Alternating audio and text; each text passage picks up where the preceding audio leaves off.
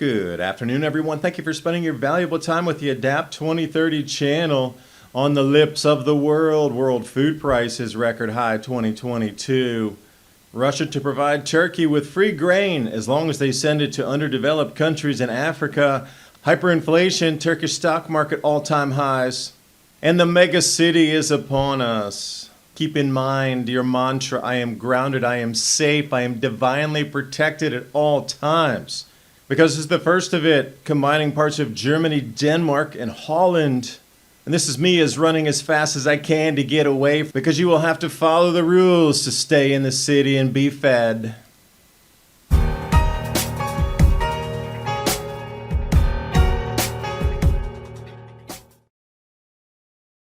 And starting off here, this is the number one thing. What is it that every price around the world is rising in conjunction with one excuse? It's the avian flu and it's Ukraine. Like the rest of the world didn't produce wheat before Ukraine had problems with its production.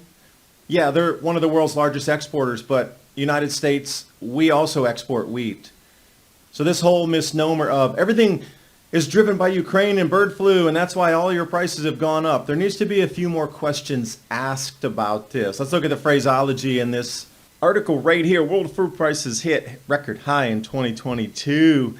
Now, they'll try to make it sound better, like the world food prices fell for the 9th month in a row, but they did hit a record high in 2022 overall.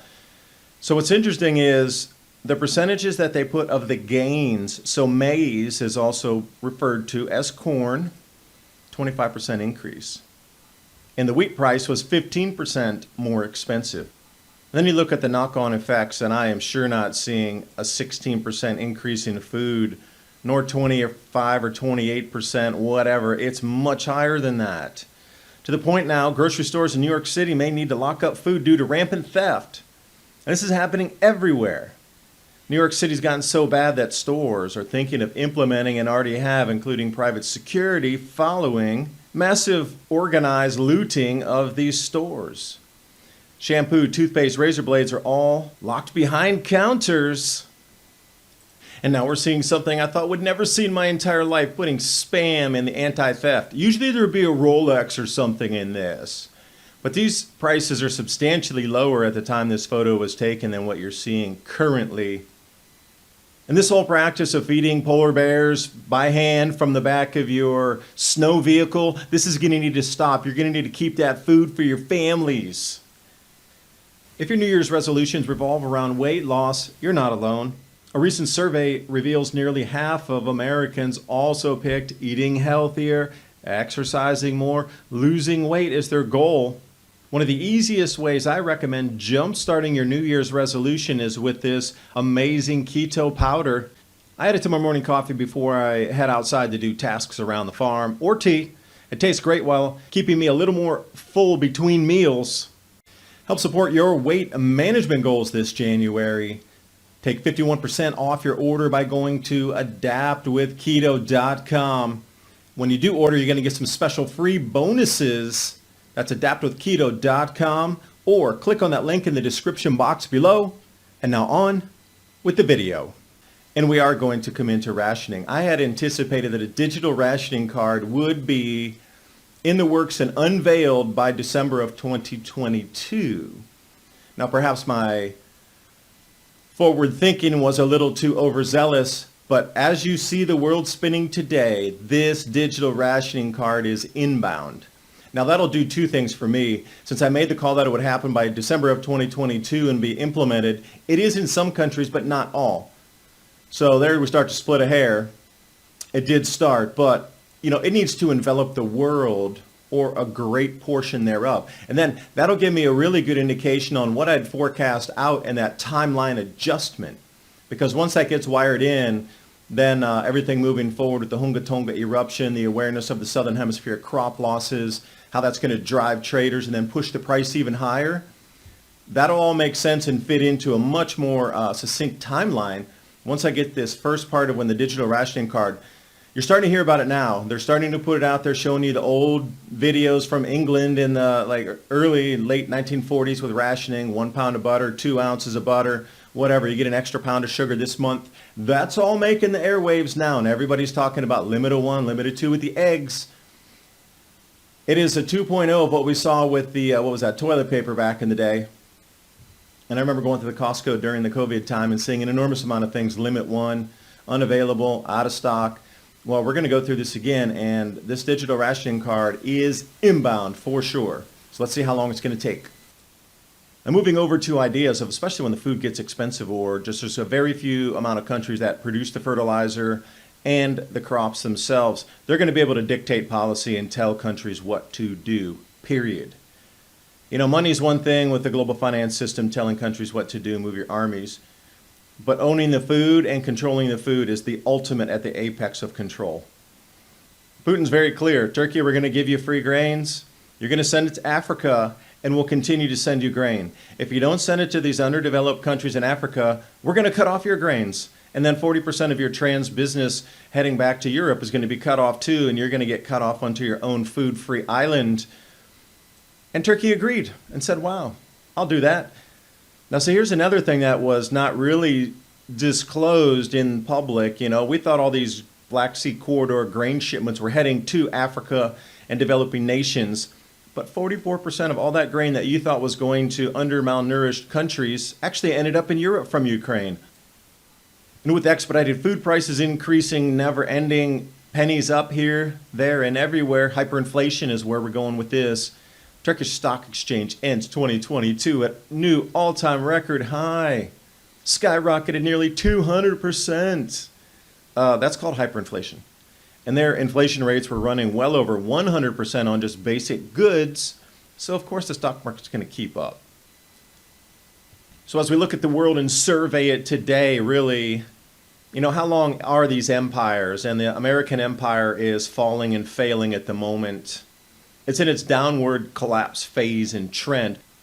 Now, some of these you haven't really heard in your history books too much. Like the Abyssinians, not really talked about.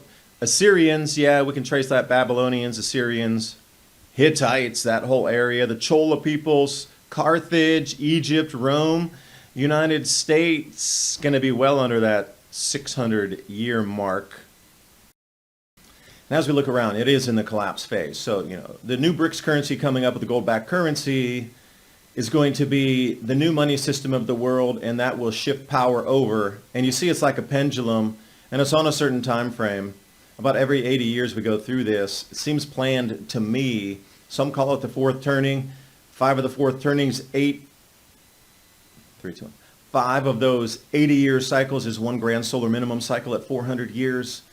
5 of those is a 2,000-year cycle. So you can see how this change of economy is interwoven in with the natural cycles. So we're at it again. And can you prepare is the question.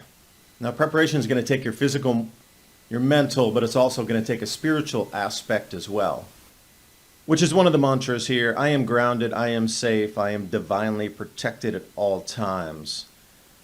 You know, this resonates with power when you feel it and say it. Will it cast a vibration dome around you, and those with non-sinking energies will pass you by? This is a metaphysical question, and it will be answered in our lifetime. And so will the question of megalopolises. If you're not familiar with this, the transition point from now into all these sustainable cities, these 15-minute cities, the zones, etc., are all based on and predicated on the megalopolises forming and being interconnected. So the megalopolis is several country areas or city areas that blend together in one uniform, endless area. So if we look at Germany, Belgium, the Netherlands, Holland here, which is going to be the first one, we can see how this would even be connected to London. But in the inter-megalopolis city area, Cologne would be the far southeastern edge. Brussels as well would be included in that.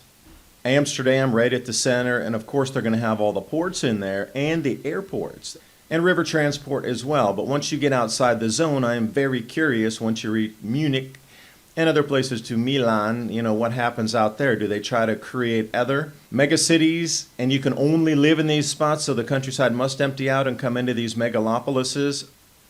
That's what we've seen happen with China over the last 30 years, but it was gravitation towards wealth and a better quality of life coming out of the countryside. This is something a little bit different here. And you can see the rail transport that's already planned for the tri-state city. It's more like a tri-nation city, but you can see the breadth and scope of this.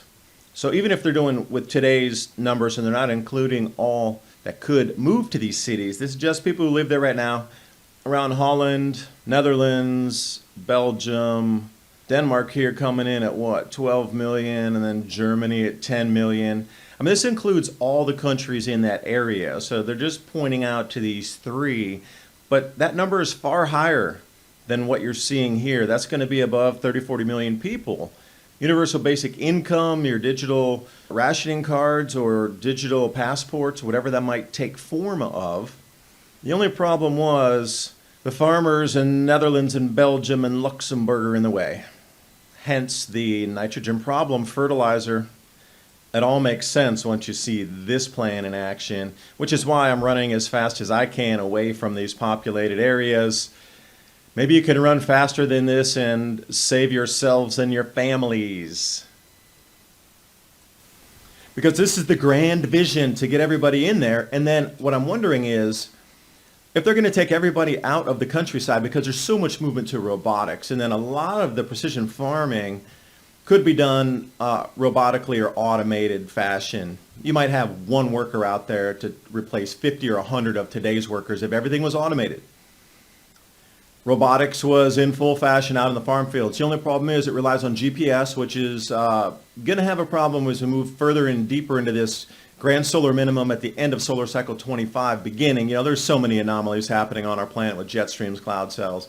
The sun itself, you know, it's just behaving strangely. If there were to be a major solar flare come across, then the GPS satellite network would have very difficult time staying operational or even going dark, depending on what side of the planet we were on, if there were a large X flare and then fried the satellites. Everything is so dependent on this intertwined, almost maniacal tech overlaying to get everything to work. Without the GPS system, none of the precision farming is going to work. Even what we have today is you consider a farmer driving a tractor relying on GPS, or especially those in road clearing and different kind of earthworks relying on GPS. They're going to have to go back old school. I want somebody from the 1940s coming up running a dozer up here if we lose the GPS system, because they're the ones in the older generations that ran without that tech. So is there going to be a mass movement of people out of the countryside into these megacities, kind of the opposite of what Pol Pot did? See, Pol Pot, he emptied out the cities in Cambodia and made everybody go out to the farms. You know, they emptied out Phnom Penh and try to get everybody out into the farms and become farmers and have this agrarian utopia. Well, this is kind of the flip of that. But how are they going to get everybody off the land? And then you start to see the plans of, you're going to have to, you know, live in an apartment or whatever and use your phone to do everything. Well, that's exactly the plan. So there's this giant step between what's envisioned, the build out of it, and then also removing everybody off the farmlands and consolidate them. And instead of having it being 35 million, it'll be 135 million. Which is what the newest updates actually talk about in the new video. We are entering the era of the megalopolis. Cities around the world are merging as they grow and spread. So Hong Kong, Shenzhen, and Guangdong already create this area called the Pearl River Delta. It's Greater Bay Area. 70 million plus people, and it generates 11.6% of China's GDP. That's 11 cities merged to one. And then if we look at West Africa, they're also in planning for a megalopolis to now formulate and guarantee that all of these countries and their largest cities connect.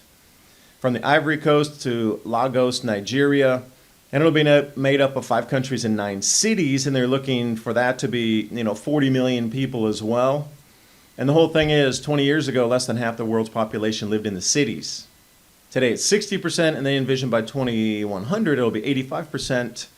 But will we have the same level of population on the planet? That is the question. So for me, growing my own food and learning this skill and experimenting with new plants is the thing. We're coming into planting season in just another month or so. Get ready for your spring gardens in March and April.